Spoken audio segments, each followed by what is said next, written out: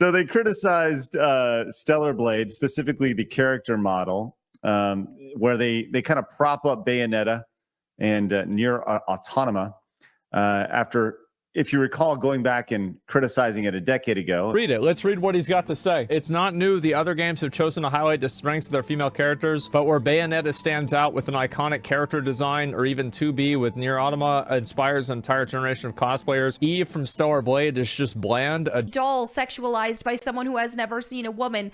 I just want to know, has this journalist never seen a woman? Do they not recognize that beautiful women do, in fact? So recently IGN had an article about Stellar Blade on their website. It was in French and I honestly feel like people misread it. As someone who actually speaks French, I think people missed a lot of the nuance. Of course, I'm not a very good player even there. Game is powered by Namco. It's Ridge Racer. Ridge Racer. Remember that one? All right, so let me go right ahead, get right into the game. Oh, this brings back memories. I don't know if it's just me, but here we go. Whoops.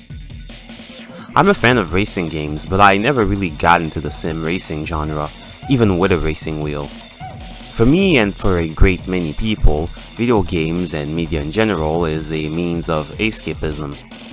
Sometimes people will say things like, wow, this game is realistic. But it's not so much that it's realistic, that it evokes reality and creates a satisfying gameplay loop around the concept. You wouldn't want a game that's actually realistic. It would be boring. Look at all those cinematic games that Sony has been churning out in the past few years. That's why I look for an experience that evokes reality, but is far from it. Arcade racers have given me a far more joyous experience. Things like F-Zero, Burnout, and Mario Kart. That's also why Ridge Racer Type 4 surprised me so much.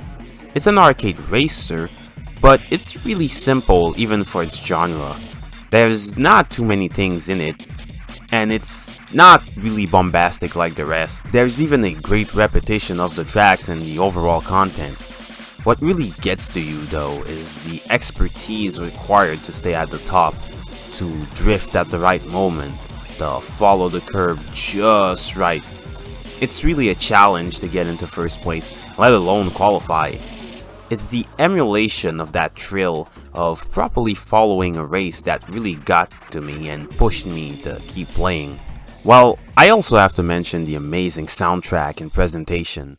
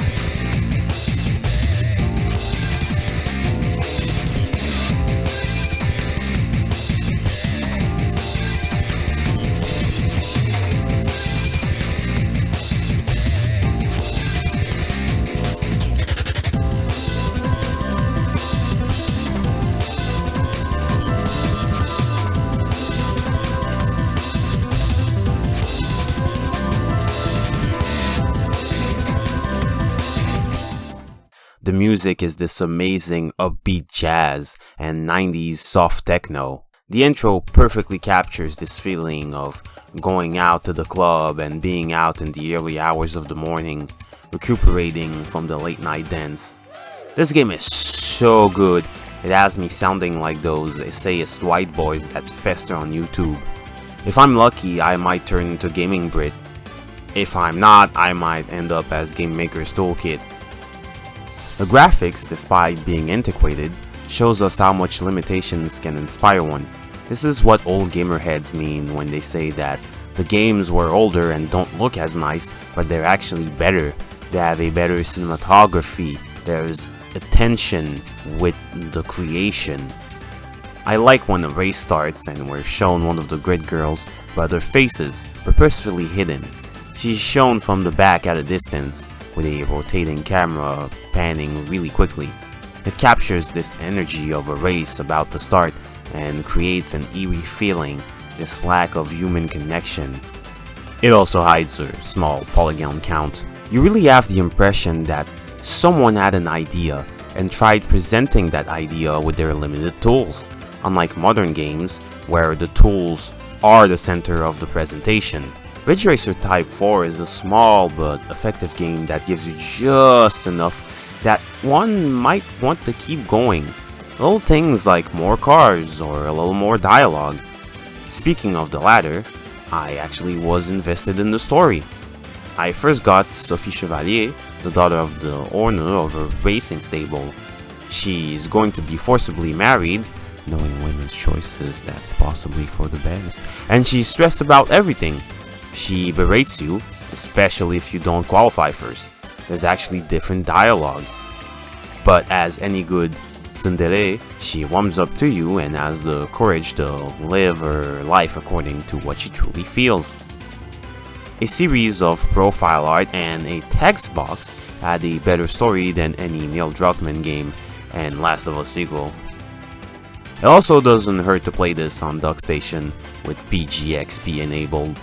The game still has quite the charm to it when you iron out the kinks of the console. It's up to you, but anyway you play Ridge Racer Type 4 is a fun time.